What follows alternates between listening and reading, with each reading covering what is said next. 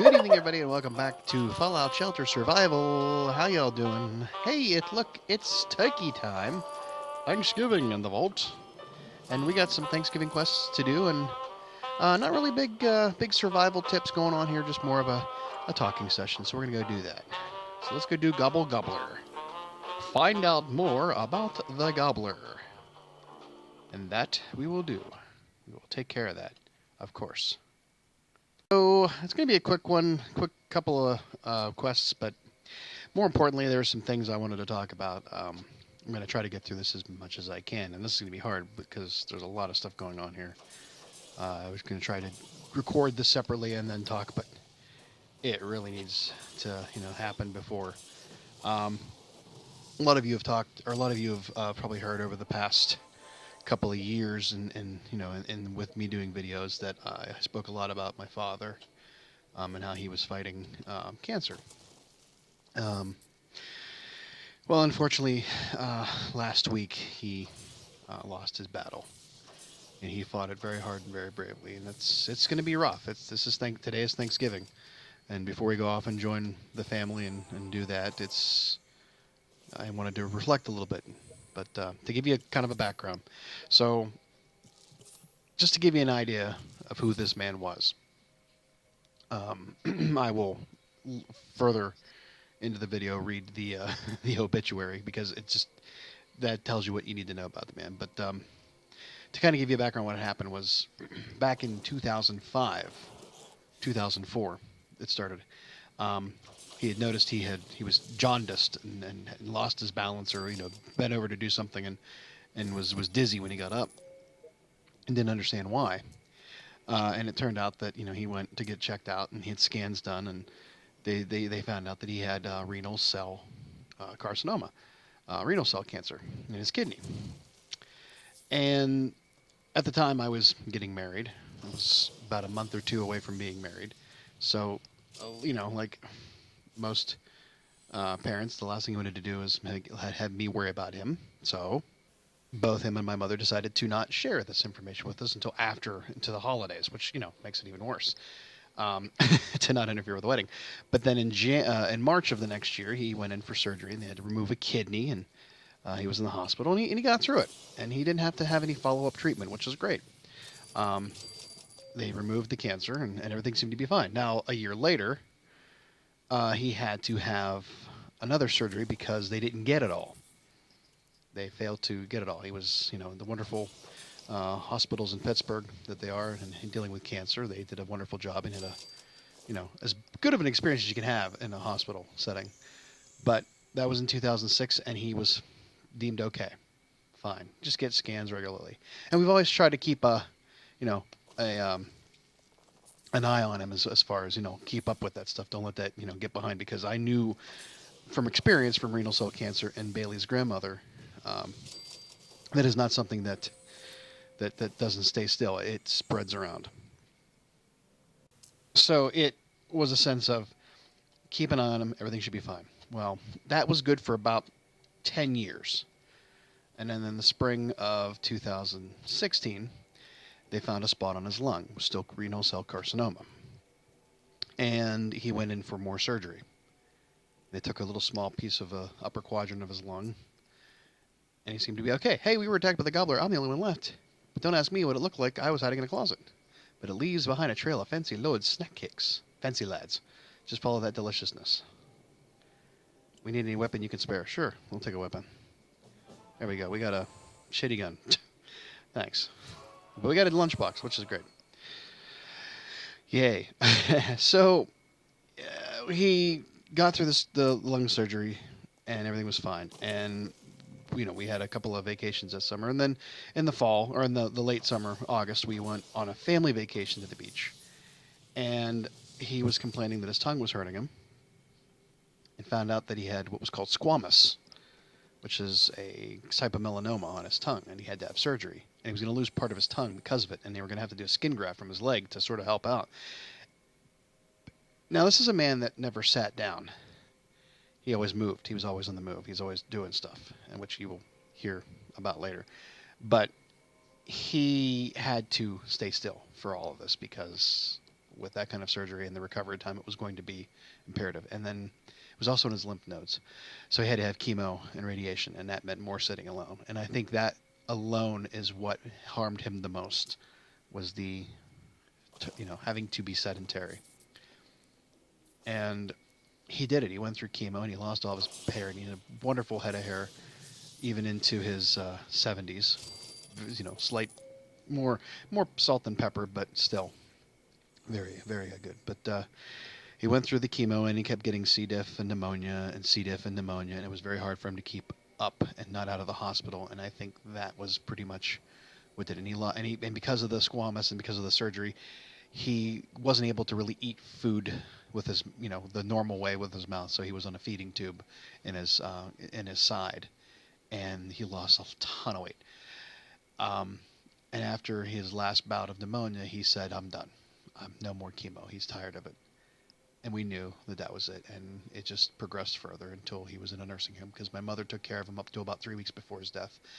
She, in her 70s, with a shoulder, a hip replacement and scoliosis. She was wearing a back brace for most of it. That's dedication to someone to take care of into that, and with those types of restrictions and obstacles. And she did what she could, and he needed to be at peace and rest. And after a brief stint in hospice, he did that, and he will be very, very missed. It's hard to believe, It's hard to believe that someone you've known all of your life, that person will no longer be in your life. And quite frankly, you are going to live on this earth probably more years without him than you would have with him. And that, to me, is something that is going to be very hard for me to reconcile. It still really hasn't hit, it hasn't sunk in yet. It hasn't really hit me hard. I mean, I've gone through the motions of some grieving, but it hasn't been what I know it's going to be. And that's going to be the worst part about it. So, but we finished this quest. Let's get home. We're going to do the other 2 quests really quickly, because I want to get through this before I lose my composure. So we got, what else do we get? We got Lunchbox, rifle, and a rare weapon recipe. Yay. Come on in back, folks. We're going to use your thing to get you in here. They got a lot of junk out of that quest. All right. Yes, sell your common items.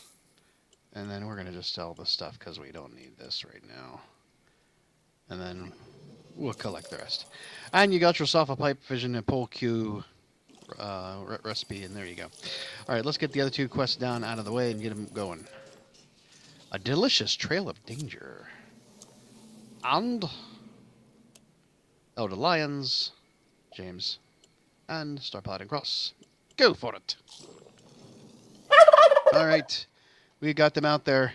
We're going to use 2, because why not? Get them out. Let's go.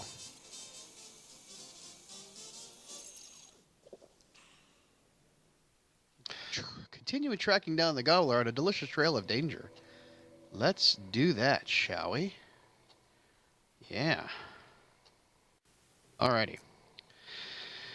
Let's get in there and do it. It's a bigger room, more time to talk, I guess. Oh, hello. You fools, the Gobbler can't be stopped. It killed all my men. Just a whirlwind of claws, snack cake crumbles, and murder. Oh my gosh, last I saw it was gorging itself on Salisbury steaks, spewing gravy everywhere. Want to find the Gobbler? Just follow the gravy. Give us your weapon. We're taking down the Gobbler. Thanks, we need your best armor. Oh yeah, why not? Because we got a crappy... Yeah. Ooh, nice. Good. Cool. Alright, let's go. Let's go do this. Let's go do this. Yay. So here we go. My father, born, let's see here, in 1941. So he was 76 years old. He was a graduate of his class of 1959, and he worked for a hardware store out of high school in local nearby town. He didn't have a college degree. He graduated from high school and he went straight to work. He grew up on a farm. He worked on a farm all of his life. Even till, his later years. Now, he had then went to work for a company called Beneficial, and was after that, he worked as an insurance agent. And he ran his own insurance agency for 52 years. Now, most people don't stay in the same business for 10 years or more, but my father was an insurance man for 52 years. He was a rare breed and a dying breed. No pun intended, dying breed of folks that still did things a different way instead of the corporate way. In addition to being a successful businessman for 52 years, he was honored with various other awards, including the local newspaper's Choice Award and the Person That Makes a Difference Award for another local newspaper. That's, pretty snazzy there. He was a very active member of Lions Club in his town.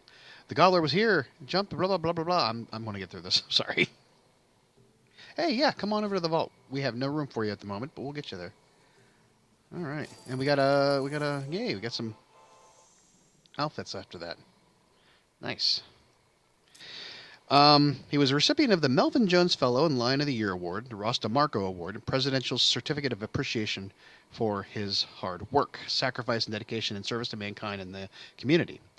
He was still the treasurer of the Lions Club, and involved in such building projects as a square where we would do summer concerts, and served on the Fall Foliage Committee. And he also served on the Municipal Authority for 24 years while I was growing up, which is, that's a lot of poop. 24 years of poop. 24 years of straight poop the man dealt with. Not just me. He also worked with, and I didn't know this. This came out at an award ceremony a few months before he died. He worked with delinquent boys, like outside. He would take care of and get them to turn their life around. I didn't know this. This was something I didn't know about my father. He had done this. Oh my goodness! What the heck is that thing? We got to take care of it though. It's going to get us. It's going to get us otherwise. Keep an eye on that guy.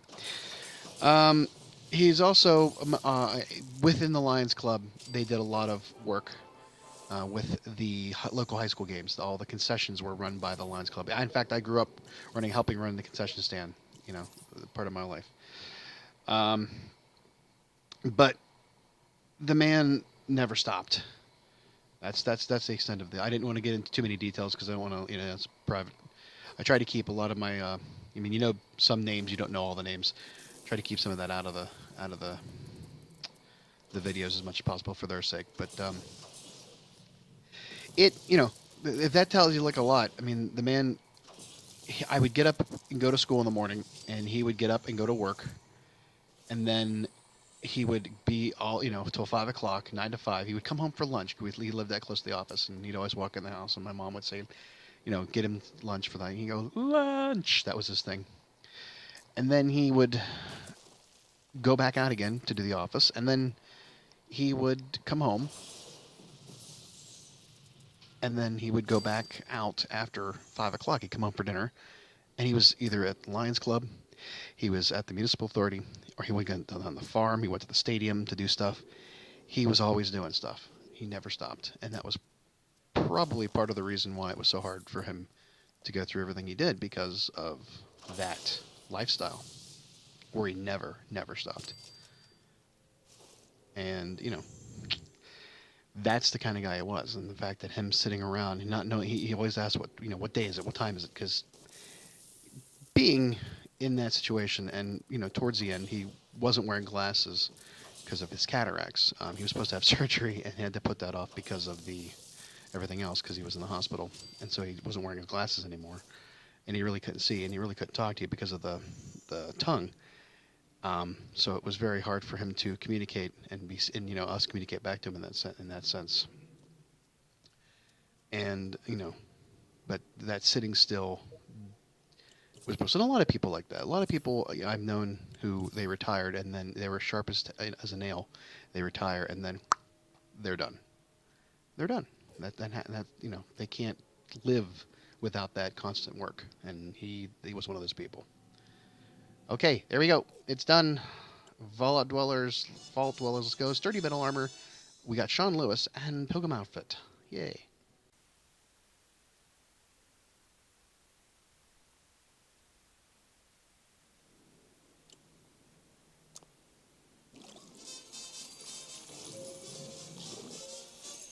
Alright.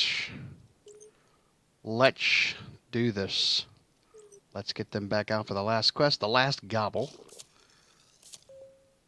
And here we go.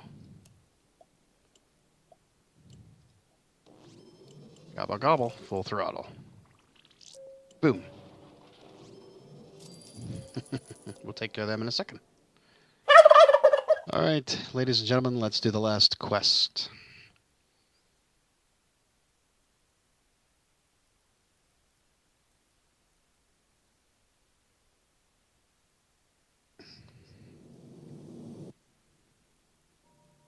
Kill the Gobbler.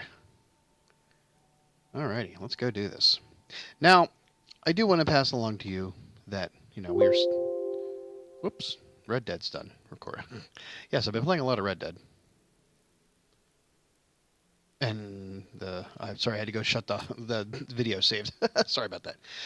Yeah, I've been playing a lot of Red Dead, and that was in the background. That ding was it finishing up the video for put up. That's actually, that video won't come out till January, probably. Oh, waiting for someone to track me down. I'm Dr. Doting. I created the Gobbler. You bastard, you. I confused the DNA of a wasteland creature with an insatiable hunger for... I think that's going to be a Deathclaw, maybe? Let's see here. Got anything to protect us from the Gobbler? Now, I don't know which one is... It might be... Let's just do that one. We haven't done anything else. Probably give us... Yeah, not good stuff. Wonderful. Thanks a lot for nothing. But we are still celebrating. Oh my gosh! Thanksgiving. We're going to my brother and my sister-in-law's house, and we are going to feast upon our own gobbler, because that's what we do. And we are going to have loads of food. We're going to eat our feelings as much as possible. But I want to pass along something to you. In terms of, we've talked, when I did the other quests in the other vault for the other series, we've done all these Thanksgiving things, and, we've talked about, best foods and everything else. There's a lot of Deathclaws in this game, in this board. Holy crap. I'm going to have to save this as soon as we get through this. And thankfully, I got really good weapons that they're going to go down real quick. Nice. So, yeah, wow. Hey, come on, guys. There we go. Oh, crappy clothing. There's no set way or method for grieving or getting over the loss of a loved one. Just like there's no set way for how to, remember somebody or celebrate them when they're alive. It's just that you do it. It's just that you do it. We're doing this because we need to. We need to have this, and we want to have our family around. My nephew has been hit by this really hard. He's only 6, and he and his pappy were good friends. In fact, both of my nephews and my father were really close. And we need this to remember him, to remember us. And we're going to, probably have moments. But you got to do that. Just like you can't let things get in the way of family. Now, I know not everything is clear cut and dry in this world as far as families are concerned. And holidays, especially Thanksgiving, seems to be the most shall I say divisive holiday dinner of them all. As far as, today's politics go and everything else. And it's hard to get over certain things in life and put them aside to recognize that you still have family, and hopefully you have that. Hopefully you can, you have those types of relationships where you can not be separated because of beliefs.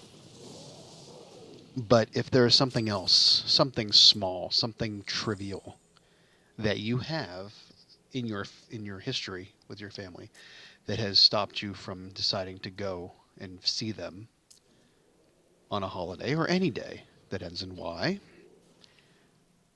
I would say to you that it's time to get over that. This is the Gobbler. This is the Gobbler, everybody. Good morning. Holy crap, let's get you geared up. He's not going to last. He's going to be done. We got through that real quick. We got a dog out of that. How about that? Don't let things get in the way of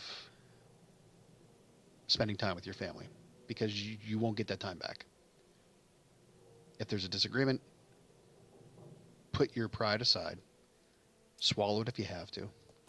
Figure out a way for you guys to move on.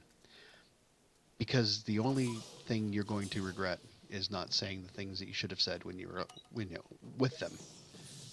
And knowing that I won't ever have those conversations. And we never had disagreements that way. But knowing that I'll never have the opportunity to, tell him or have that conversation. In fact, the last full conversation I had with him before he was not able to communicate as well was to take care of my mother, which we are going to do, because she's taken care of us for my, between me and my older siblings for over 50 years, and took care of him for over 50 years. They were married for 55 years. She needs now take care of herself, and we're going to take care of her.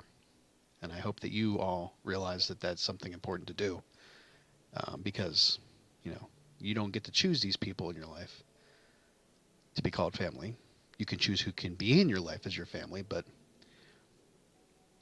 sometimes little things can be overblown, and I think you should really take the time to think about those things hard and figure a way around them. Now, there are those things that you cannot. They will be never forgiven or forgotten, and that's okay. We understand that. But if it's something stupid and trivial like, a past relationship or an argument, get over it. Solve it. You'll be better off for it. All right, that's it. We killed the Gobbler. We're done. We're coming back in, and that's it for the quests. All right, we're gonna bring it back in with one, because why not? We've got one person hanging outside. We got a doggy. We got that's a good doggy. Yeah, it's a good doggy. Let's collect that. What did we get? What did we get? What was that? Pepper. Aw, Pepper. Oh, that's gonna make. How about that? Jeez. Way to go, game. Thanks a lot. All right, they're back in, and Sean's going to just wait outside because we do not have the room just yet. We will do that offline. Take care of that. But let's go open up. We got 4 lunchboxes. Let's go open them up. See what we get out of that. Wonderfulness that we have out of this is water and circuit board and crappy gun caps and Bruce Snyder, another dweller. How about that? Okay. Oh, on top of that, we've got cameras. Ooh, we got Nuka-Cola Quantums, 3 of those. That's not bad. That's great. Another Pilgrim outfit. That's cool.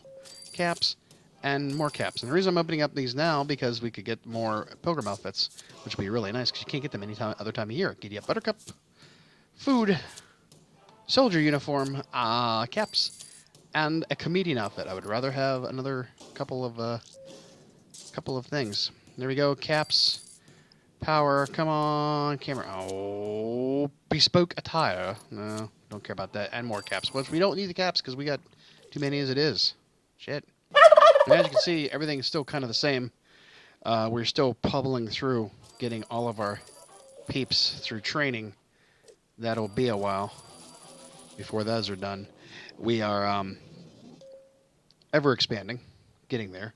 We've got 66. We've got 68 after these guys get in, and we will start to build some new rooms after they come out. After they come out of all these people come through training, they'll be put into new rooms, and that'll be great. And then we will just keep repeating. So that's kind of where we're at. We're not really doing anything else extravagantly. I don't know how much more else we can do as far as tips. We're pretty much getting there, but now we're gonna get everything up to the point where it can handle everything, and then we will. I'm gonna make a mess here. Where are you running to, dude? We're gonna get everything to the point where we can stress test out the vault and see how well they do, as far as being attacked like this. But we're not going to keep saving and doing the thing. We're going to try to run through and survive for a good period of time without having to save and get out, because I want to see how well we can handle being attacked by things worse than mole rats, because you know there are more things out there than that. I don't have any better guns. That's it. Pretty much that's all I got, dude. They're still all here too. They're not getting killed very well. Well, crap. Come on, Christian. Let's get going. Let's do it. Why do you suck? Oh, you can't do the focus thing on there. Just out in quests. There's one down. Mr. Handy sucks. He's not getting the job done. We are going through a ton of, my goodness. One more. Let's get it done. Come on.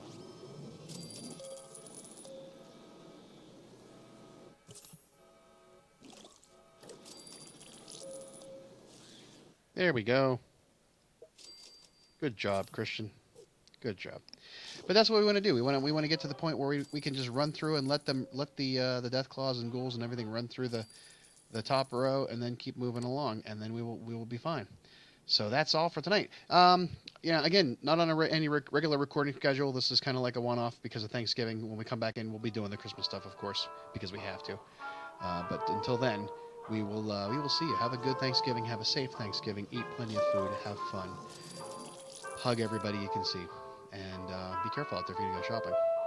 It's dangerous. We'll talk to you next time. Have a good night. Bye-bye.